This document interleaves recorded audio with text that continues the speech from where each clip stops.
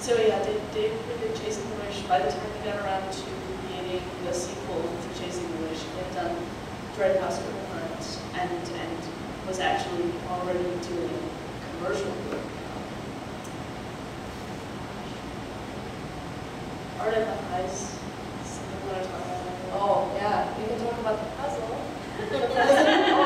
Okay, Art of the Heights was, it was not a Dave game. He was brought on by a company it was Campfire and GMP Studios, I believe, and they brought him on as the puzzle master, and he made this horribly evil puzzle that was a word search, the kind you circle the words, but it was 3D, and they were all separate like sheets, and we didn't know what order the sheets went in. So we had to not only search for the words across diagonal and vertical, but like depth-wise. And I mean, it was truly, truly evil puzzle. Evil. I mean, if I didn't love the man so much, I would have hated him for making that puzzle. And this puzzle, not only was it a word search, but every letter was utilized. And what was it, a 20 by 20 by 20, something like that, or was it even bigger? I can't remember the size of the matrix. The cube that it made was enormous, and every single letter was used. Every letter that wasn't used in the word spelled something out at the end. And he did it all by hand. He didn't use a computer to put this thing together. He did it in his evil little mind. So I want to bring up another commercial project that he worked on in 2005, which was Over the Hedge, which was my first paying gig. I vetted the 100 puzzles that he made for the Over the Hedge campaign. He came up with 100 puzzles in a span of something like, I want to say a month. And it may have been less than that, and he just whips them out. It was mind-boggling. They weren't even like normal puzzles. Like Yeah, let's just swap in like content into some regular puzzle. I think he was creating entirely new things. Yeah, right.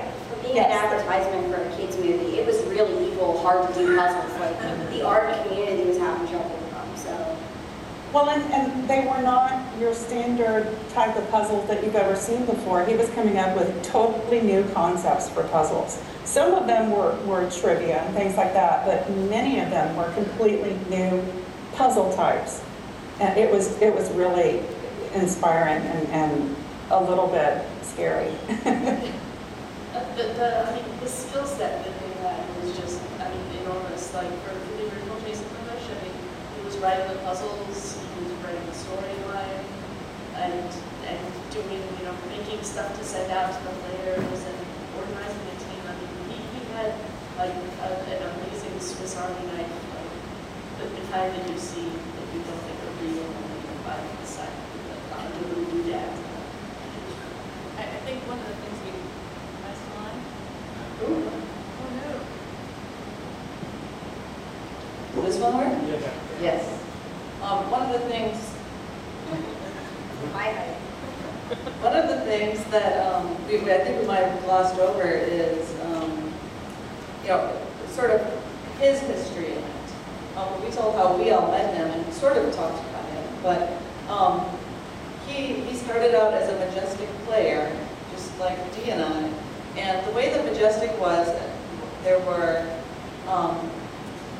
they controlled how quickly you could go through the game. So you had certain things you could do a day, and then you were put on standby, and you had to wait until you weren't on standby anymore. And then you could play the next step. So, it was groundbreaking at the time, but it was also slightly irritating that, I'm on standby, now what am I going to do? So one of the things Dave did was he decided he was going to game jack it. And he made his own game to help people pass the time in the standby period. And from what I understand, the makers didn't react badly to this, and they actually sort of created their program where they encouraged people to make their own content to fill some of the gaps in between. And he made 3 games like this, just on his own, just for fun, because he wanted to entertain people, and then he got hooked, and the next thing he did, it was chasing the wedge. So yeah, going from game jacking. Yeah, he's the only person ever who can game jack acceptably. Game jacking is wrong. This was before he was checking. Well, yeah, I mean, Majestic, I mean, before that, there wasn't really a whole lot out there. There probably wasn't a whole lot of game jacking behavior that existed before. There weren't really games to jack. There weren't really games to jack, that's true. So yeah, so Dave went on to do stuff with Campfire, and by the time he got around to doing Chasing the Witch 2, it was actually a promotion for the Chasing the Witch comic book and our business model, which was amazing. During all this time, we managed to write not one, but 2 books about alternate reality games that are standard and used in classrooms. This is not a game guide to alternate reality and also the rabbit hole, and contributed to more of the books. Like we've had some improvement. Not only did we stop making, but we stop talking about the crap. And he wrote these at the time. I'm sorry. Oh no, sorry, go ahead. Go Dee, go. He was also, I know he was in various states of completion and at least 2 other books that he had been shopping around with the publishers at the time of his death. So he never stopped. He once joked that he learned how to. Oh, yeah, He he stopped stopped peeing. Because he just didn't have time. He was too busy Yeah, making he was games that he learned how to not pee. I don't mean to be crass if you're easily offended, but. Well, he honestly only slept, I think, about 4 to 5 hours a night. And that was standard for him. It was, and the rest of his time was making stuff. Yeah, I mean, well, we had to sort of hold him on all the time to get out that big a game. And there's, you know, not to, and I don't want people to think that this is just putting him in a pantheon, because obviously he did awesome, wonderful things. But, you know, there were times when sometimes he was making so many things that, yeah, it would get cluttered. And he had so many things in various states of completion that it was hard sometimes to get his attention on things that we were working on, because he was working on The next thing. 5 different paying gigs and 2 different grassroots projects at the same time. So it was a little hectic sometimes to deal with that.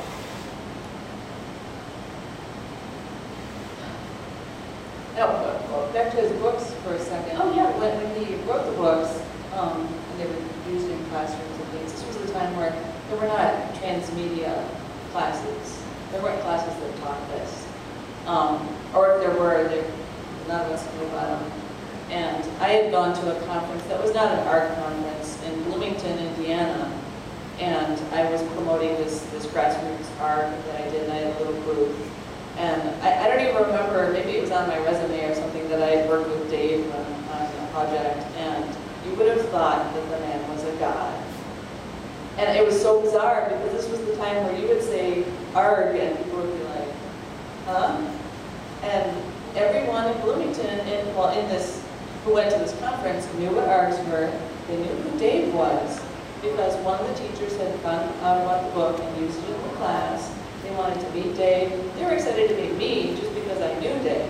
Asking me out, I was like, pseudo-celebrity, like I was, Brad Pitt's butler or something.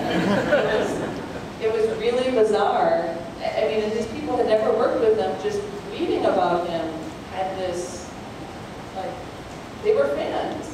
And they hadn't even played a game. Kind of just had that. Yeah, he very much had that. It was hard not to be a fan of Dave's work. It really was. So it's really funny that you said he emailed you a little early during that must have been the time period where he really loved that rate. Yeah. Because there was a part in Chasing Wish 2 where there was a live drop, live feed, where people had to go to places to pick up items, possibly see a character in the game. And I was about 2 hours away, but I was the closest person to a location. However, we weren't sure if that even was the location. So like on the forums for a couple days, we're going on and on about whether or not this is the right place. Oh my God, we're going to drive 2 hours and it's not going to be the right place. And I get an email from Dave. A little birdie told me that you were going to this location on this day. Hey, you should stick around for a while. I might just happen to be there. So, okay, cool, I get to see Dave, but I wasn't expecting him to be the character that I got to be. And again, I already knew Dave by this point, and we were buds. So, I had just gotten my dog the day before, and I couldn't leave my brand new puppy at home alone for that many hours, not knowing how long I was going to be at this event. And so my husband and I went driving 2 hours out to this location, which I was sure by then was the right location. With my dog on a leash in front of, it was an amusement park, and we were in front of the amusement park because you can't take your dog in. And I was just hoping that we only had to be outside, and we started walking up and I see Dave. And at first I really wanted to run up and say, hey, what's up? I gotta go do this, I'll catch up with you. Then it hit me that he was playing the character. So I had to walk up to him and call him by the character. And I'm like, are you Dale? Yeah, and he's supposed to be playing a character that's really paranoid, so he's freaking out because all of these people want to stop him, pet my dog, big attention everywhere. So the first part of that is after I got what I needed to get from the event, which is this beautiful, beautiful basket. Really made. Yeah, it's gorgeous. It'll be in the museum. Let's check it out. He said, to stick around after the event, and the email's so recent. Okay, well, I guess we're supposed to just wait here. 10 minutes later, he comes back in a different outfit and says, hey, Pixie, how you doing? Because he's not a character anymore. He had to change his clothes. And it wasn't like the clothes were anything specific to the character. He just wanted to make it clear he wasn't in character anymore. And then the next day, the character wrote my dog into the game for in a blog entry, talking about how much attention we were getting from this dog. So, sorry, that's just how interesting Dave